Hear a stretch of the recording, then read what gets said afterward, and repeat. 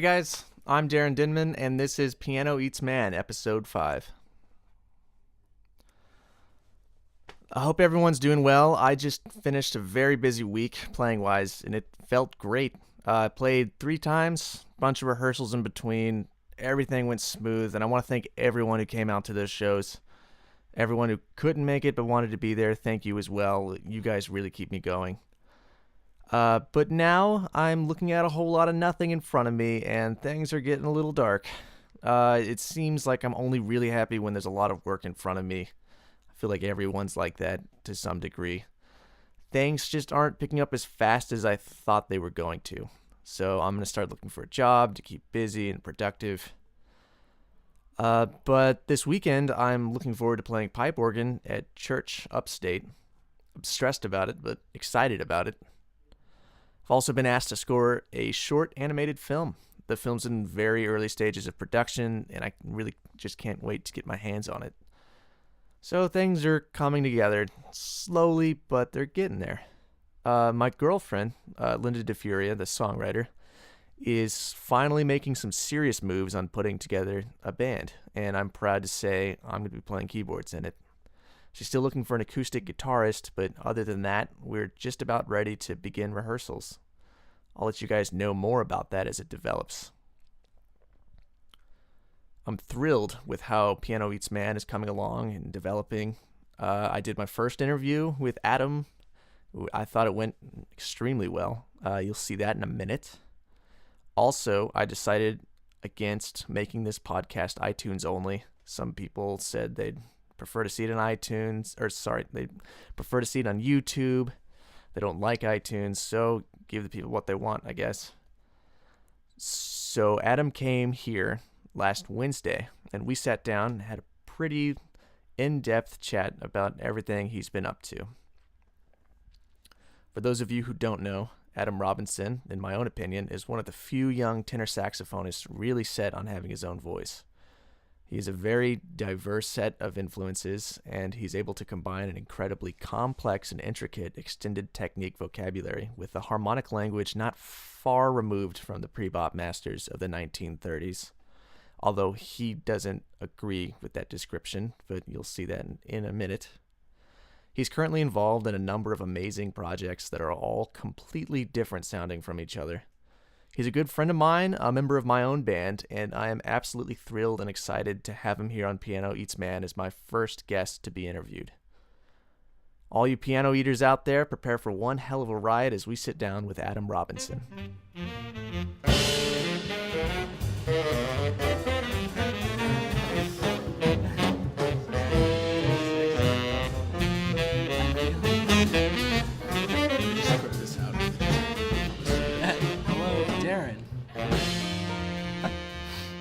Okay, hey everyone, welcome to Piano Eats Adam Robinson. Adam, how you doing? I'm doing well. How are you?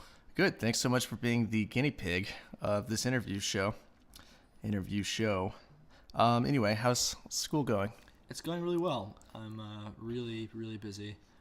I feel like I've been being pushed to capacity, which is exactly where I want to be. Which is great. He's graduating this semester. He's about to be done and out in the real world. Yep. How you feel about that? Pretty good. It's not going to be...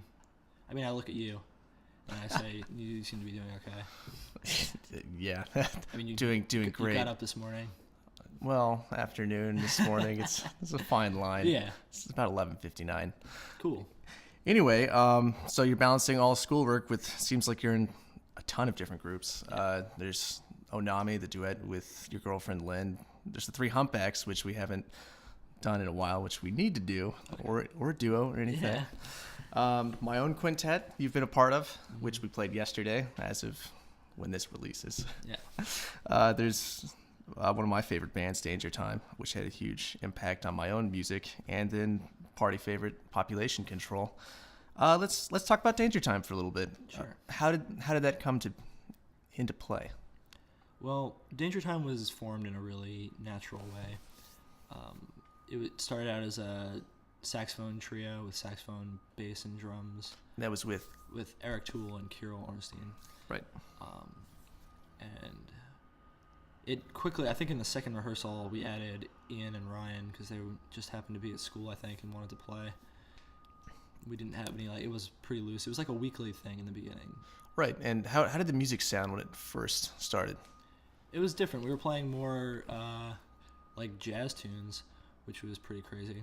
Well, you still do a couple of like really old standards, sometimes. Right? Mm-hmm. Depending on the gig. Yeah. Well, you guys been on a hiatus for about 4 months, 5 months, and Eric has quit the scene. Yeah. He's obviously kind of pushing away from music, and that's fine. Still love you, Eric. So what is the new band sounding like? It's good. We've been rehearsing every Thursday. I think it's really important for bands to have really regular practice, and like it happens a lot. Like I was in bands in like high school and middle school, and we would practice like every day, and that was sick. We got so tight because like we it was just like the hang element was there, and like, the tightness that comes with that, and yeah, I had my own terrible rock band in high school, and we were so committed. It was like 3 days a week, and looking back, I would love for that kind of commitment, but now and having a weekly rehearsal is like really good. Yeah, definitely. It's much better than what seems to be the norm these days of 1, maybe 2 rehearsals, and then you go sight read the music at Smalls or wherever. It's rough. Yeah, it's definitely rough. It doesn't make for a good musical. It doesn't make for good exchange because you don't have the framework together. You're still working on creating like the skeletons of these tunes, which are just when I do like the writing of like a song, when I write a song for Danger Time or depending on the piece, I guess, but a lot of the time the song that I write on the page is like very skeletal, and it takes like human commitment and human time put into it to like really make the piece say what it really wants to say. And also you can kind of hear the like the depth of the friendships and the relationships between all of you guys, because we've all known each other for a few years, and you can definitely hear that hookup that you don't get with a lot of just like thrown together groups. Speaking of thrown together groups, let's talk about Population Control, the drunken party favorite. That's been around even longer than Danger Time, if I'm not mistaken. Population Control is an old band. 5 tenor saxophones, bass and drums. We play folk music. We play sometimes if we get like really rowdy enough, we go into house music. There's punk elements, and I don't know. It's really cool. We don't really take it that seriously, which is important. It's important for a lot of bands, also. I think definitely a strong American vibe, even with the Swede in the group. You still pass around the whiskey. You're singing these great traditional American folk songs, and it seems to really get everyone pumped up to drink. And I love it. And I always have loved it. So there's not a lot of originals happening with that group. I write for that group. I try to write one piece for every gig, an ambient piece of ambient music for that gig, which is really, I don't know, I like doing it. I think it breaks up the set. So if we're sober enough to perform it, we usually get to it. But that hasn't happened in the last one. But actually, I was really happy with our last gig. I was also really happy with your last gig. We're talking about the loft party at we don't have to go into detail, but that gig solidified for me why I'm in that band, and what our real potential is artistically. We got a lot of shows from that too, so. Yeah, you guys have 3 dates or 4 dates coming up in the next couple of months. Honestly, I don't have my calendar with me, so I can't tell you what they are. But I'll get them from you later. We'll plug the show. Everyone, if you want a great time, go check out those 3 shows. They're going to be too much fun. It's too much fun. You're going to hurt the next day, that's for sure. Yeah. So let's get into these duets. Onami. Yep. First of all, where does that name come from, Onami? Onami is from an old Japanese story about a wrestler. I can't really do this story justice because I'm not really good at telling stories. I can tell them in like 2-second fragments. But if you look them up, capital O-Nami, it's a really good story. It's from a book called Zen Flesh, Zen Bones, which came out in like the 50s, I think. But that group is it's a duo saxophone and voice, and it's completely composed. The song, Which yeah. that's kind of shocking to hear. I always for some reason imagined it was improvised. Yeah. So do you guys write it down? You just remember it as you go. We try to not use music. That's good. Yeah. Let's move on to tenor saxophone. Sure. Your instrument, your instrument of choice. Yeah. Again, like you seem to have this really unique sound of these crazy kind of Coltrane-esque sheets of sound, kind of mixed in with what I consider pre-bop language, like really simplified, but very melodic and touching vocabulary. Maybe let's talk about your influences and like how those things kind of come out of it, or Yeah. maybe what you rejected. Yeah, it's difficult to try to talk about it, because these things happen, and if you let them happen, they come out. It's very difficult to consciously use an influence. I think it's impossible, maybe to use an influence consciously, and have it be an authentic, to have it be an authentic thing. Right. Also, you're playing some sort of flute. I don't know what it's called. Oh yeah, I have a cut of bamboo that I ordered from Thailand. It's an end-blown flute. I guess it's shakuhachi style, but I use that for practicing mostly, breath control. Well, you perform with it too. Yeah, sometimes I do a composition on it if I feel like it. But I mean, do you use it with Onami? No, that's all saxophone and voice. Oh, okay. We try to keep that group very simple in terms of instrumentation. Right. Is Len going through effects, or is it just pure voice? She just has a delay pedal. Just a delay pedal. That's Yeah. cool. So you're also writing for all of these groups. What is your process like when you're writing? Well, I guess, music's funny because it's just about a lot of people try to write music, and I've tried to write music with like a goal in sight, or like something to attain to, or some kind of preconceived idea.